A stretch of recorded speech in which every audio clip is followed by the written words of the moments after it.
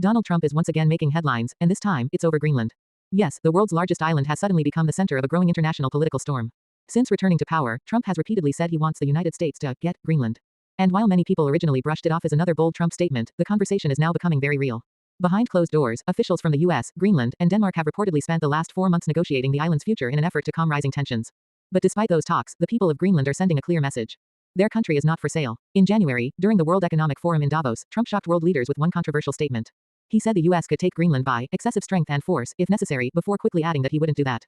That single comment immediately exploded across social media. Critics called it reckless, supporters called it strategic, and suddenly, Greenland became one of the hottest geopolitical topics on Earth. So why does Trump want Greenland so badly? The answer comes down to power, location, and resources. Greenland sits in a critical Arctic position between North America and Europe, making it incredibly valuable for military defense and global shipping routes. But that's not all. Beneath its frozen surface are massive reserves of oil, uranium, and rare earth minerals, resources that could become even more important as the world races toward new technology and energy independence. Trump supporters argue that securing Greenland could strengthen America's influence in the Arctic while reducing dependence on rival nations like China and Russia. But the idea isn't exactly popular with the American public. According to a recent Pew Research Center survey, nearly 60% of Americans oppose any US takeover of Greenland.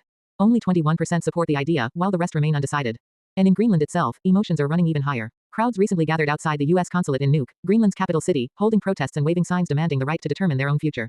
Images from the demonstrations quickly spread online, showing ordinary Greenlanders standing against what many see as outside pressure from a superpower. Meanwhile, the US has continued increasing its diplomatic presence on the island.